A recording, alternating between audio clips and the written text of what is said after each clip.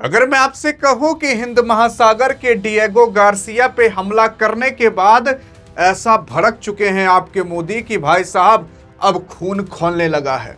लेकिन आप सोच रहे होंगे ना कि इस ईरान अमेरिका इजराइल के युद्ध के अंदर अभी तक प्रधानमंत्री मोदी जी एक भी शब्द बोले नहीं थे।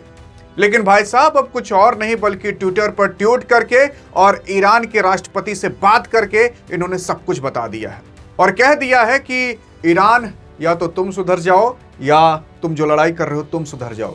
आइए देखते हैं कि आखिरकार क्या बातें की और इससे अब क्या प्रभाव पड़ सकता है पूरी दुनिया पर। क्योंकि यार दुनिया के बहुत बड़े बड़े गणितज्ञ, बहुत बड़े बड़े वैज्ञानिक ये कह चुके हैं कि दुनिया में जितने भी युद्ध हो रहे हैं उस युद्ध को केवल एक ही देश शांत करा सकता है, वो है आपके मोदी। चाहे वो रशिया यूक्रेन का युद्ध हो रहा हो, चाहे वो ईरान अमेरिका इजराइल का युद्ध हो रहा हो, चाहे कोई भी युद्ध हो रहा हो, अगर एक आदमी आकर बोल दिया ना तो ये युद्ध तुरंत शांत हो जाएगा। ये मैं आपके मोदी की नहीं तारीफ कर रहा हूं, ये मैं भारत की तारीफ कर रहा हूं कि भारत की हैसियत अब इस लेवल की जा चुकी है कि अगर वो कुछ कहता है ना तो युद्ध तक बंद हो सकते हैं। लेकिन कहता क्यों नहीं है? अरे इसलिए नहीं कहता कि कहीं भारत भी ना लपेट उठे उस युद्ध के अंदर, इस वजह से वो थोड़ा बच कर रहना चाहता है। क्योंकि बड़े लोग ज्यादा नहीं बोलते, एक ही दो बार बोलते उतने में काम हो जाता है। देखने की कोशिश करोगे आखिरकार हुआ क्या था, प्रधानमंत्री मोदी बोले क्या है। देखो प्रधानमंत्री मोदी ने कहा है, मैंने ईरान के राष्ट्रपति डॉक्टर मसूद पेजेश्कियन से बात की, समुद्री रास्ते खोलने सुरक्षित रखना बहुत जरूरी है ताकि व्यापार ठीक से चल सके। ये कोई और नहीं प्रधानमंत्री मोदी कह रहे हैं, क्योंकि प्रधानमंत्री मोदी ने फोन पर बात की थी किसी और से नहीं बल्कि ईरान के राष्ट्रपति डॉक्टर मसूद पेजेश्कियन से। उन्होंने सबसे पहले ये कहा था ईद मुबारक और बाकी अन्य चीजें कही, और लेकिन उसके बाद उन्होंने ये भी कहा कि ये जो अभी किया जा रहा है इसकी निंदा भी मैं करता हूं, लेकिन एट द एंड इन्होंने ये भी कहा कि आप अभी जो ईरान के अंदर इंडियंस को सपोर्ट कर रहे हो और उनको सेव करके रखे हो, इसके लिए मैं आपको सराहना भी करता हूं। देखो पहले तो आपके प्रधानमंत्री नरेंद्र मोदी ने कह दिया कि यार ये जो हिंद महासागर में किया जा रहा है, हमारे पास आकर किया जा रहा है, ये सब ना हो, चाहे आप हो, चाहे अमेरिका हो, चाहे इजराइल हो, मैं पहले ही मना कर दे रहा हूं। अब ये निंदा करना ही ना इसमें सब कुछ हो जाता है। अगर आप सोच रहे हो कि क्या हुआ खाली इतना कह दिया, इतना ही बड़े देश के लिए काफी होता है। और दूसरी चीज इन्होंने ये भी कह दिया कि समुद्री रास्ते को खोलो भैया, उसको सुरक्षित रखो। एट द एंड आपके प्रधानमंत्री मोदी ने बोल ही दिया। ये सब किसी और चीज पर नहीं बल्कि स्ट्रेट ऑफ हॉर्मुज पर बोला है। लेकिन सवाल ये उठता है कि आखिरकार हुआ क्या था यार, पहले ये समझ लेते हैं। देखो ये प्यारा सा भारत है और भारत के बगल में एक ठो पगला पाकिस्तान है, इसकी बात छोड़ते हैं। उसके बगल अफगानिस्तान है और उसके बगल आपका ईरान है। ये है आपका ईरान। ईरान अभी तक पूरी दुनिया को केवल यही बताता था कि हमारे पास बहुत अच्छी मिसाइलें नहीं हैं, बहुत ज़्यादा हम 2000 किलोमीटर तक ही मार कर सकते हैं। लेकिन अभी ईरान ने अपने देश से एक खुर्रम शाह नाम की मिसाइल को निकाला। खुर्रम शाह जो मिसाइल थी वो भाई साहब वो यहाँ से यहाँ पर आई थी मार करने इस एरिया के अंदर। ये लगभग एरिया बताया जाता है 4100 कुछ किलोमीटर तक का, यानी कि आपकी ईरान की मिसाइलें 4000 किलोमीटर से भी दूर तक की मार कर सकती हैं। ये जो मिसाइल थी ये बैलिस्टिक मिसाइल थी, इंटरमीडिएट मिसाइल थी, जिसके तहत ये कहा जा रहा है कि अभी तक ईरान ये सोचा जा रहा था कि इसके पास 2000 किलोमीटर तक की मार करने की मिसाइल है, लेकिन इसके पास तो 4000 किलोमीटर तक की मार करने की मिसाइल है। अरे आप सोचो भारत से भी कितनी दूर तक इसने मार करके दिखाया है। और ये पूरा का पूरा टापू था जो समुद्र के अंदर था, कुछ इस तरीके से दिखता था, देखने में काफी ज्यादा सुंदर है। लेकिन भाई साहब ये जो आप यहाँ देख रहे हो ना, ये पट्टियां यहाँ पर बनी हुई हैं, ये पट्टियां किसी और चीज की पट्टी नहीं है बल्कि ये पट्टी है, जानते हो किस चीज की?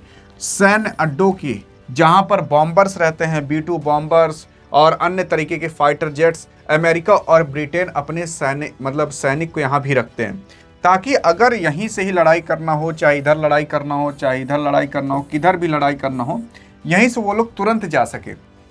तो मैंने आपको काफ़ी सारे वीडियो में बताया कि आपका जो अमेरिका है वो अमेरिका भाई साहब वो दुनिया के अंदर 750 से भी ज़्यादा अपने सैन्य अड्डे बना कर रखा है, 80 से ज़्यादा देशों के अंदर बना कर रखा है। तो कभी अगर भारत से भी लड़ाई हुई अमेरिका की ना, तो वो अमेरिका से सैनिक थोड़ी ना भेजेगा, यहीं से भेज देगा मारने के लिए। लेकिन भारत भी फिर यहीं से इनको ठोक देगा। तो इस तरीके से जियोपॉलिटिक्स के अंदर सब कुछ चलता रहता है। लेकिन अभी ईरान ने पूरी दुनिया को हैरान इसलिए किया है क्योंकि अगर वो 4000 किलोमीटर तक मार कर सकता है तो सोच कर देख लीजिए, इतना एरिया तो आराम से कवर कर लेगा। इसकी वजह से पूरी दुनिया डर चुकी है, ट्रंप भी डर चुका है। ट्रंप डरा भी है लेकिन बौखलाया भी है। ये जो मिसाइल से मार किया गया था इसका नाम खुर्रम शाह मिसाइल थी, लेकिन ये मिसाइल यहां पर आकर गिर नहीं पाई थी, ऐसा अमेरिकन द्वारा कहा जाता है। गिरा है कि नहीं गिरा वो कोई मतलब वही लोग जाने, लेकिन ऐसा कहा जा रहा है कि नहीं गिर पाया। क्योंकि जैसे भारत के अंदर S-400 है कि अगर कोई मिसाइल आ रही है तो उसे हवा मार के गिरा दे, तो वैसे ही अमेरिका ब्रिटेन के पास SM-3 है। ये SM-3 हवा में ही मारकर उन मिसाइलों को गिरा दी थी, खुर्रम शाह मिसाइल को। अब ये मारकर गिराई कि नहीं गिराई वो बात की बात है, लेकिन ऐसा कहा जा रहा है कि मारकर गिरा दी है। लेकिन अगर अमेरिका के अधिकारियों की सुने तो उनका कहना है कि ईरान ने करीब एक नहीं बल्कि 2 मिसाइल को दागी थी, लेकिन दोनों में से कोई भी बेस पर निशाना नहीं बना सकी। ये बेस है, आप देख सकते हो, ये AI जनरेटेड इमेज है यार, वो इस्तेमाल किया जाता है, लेकिन यहाँ पर एक भी नहीं आकर यहाँ पर ब्लास्ट कर पाया। समझाने के लिए इस्तेमाल किया गया। अगर ब्लास्ट होता तो कुछ इस तरीके से होता और यहाँ का पूरा पूरा जो सैन्य अड्डा अमेरिका और ईरान का था वो पूरी तरीके से तबाह हो जाता और बहुत पैसे खर्च हो जाते आपके अमेरिका और ईरान के।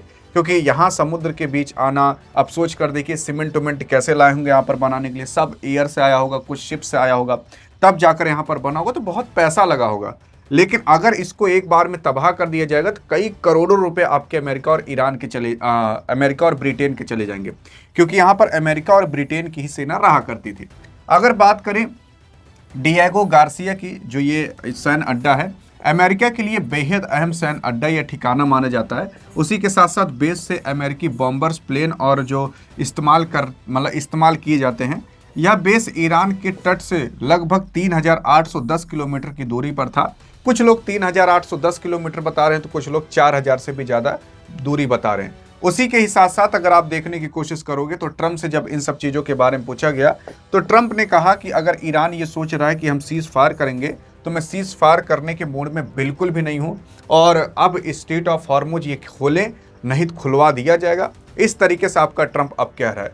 देखो, ट्रंप आपका ना इस वार को बंद करेगा तो बेइज्जती होगी, और अगर बंद नहीं करेगा तो इससे दुनिया के अंदर त्राही मचेगी। आपका अमेरिका पूरी तरीके से हर जगह से घिर चुका है, और अगर आपका ईरान इसी तरीके से त्राही मचाता रहा तो आपका अमेरिका इस मिडिल ईस्ट के अंदर बहुत कमज़ोर पड़ जाएगा।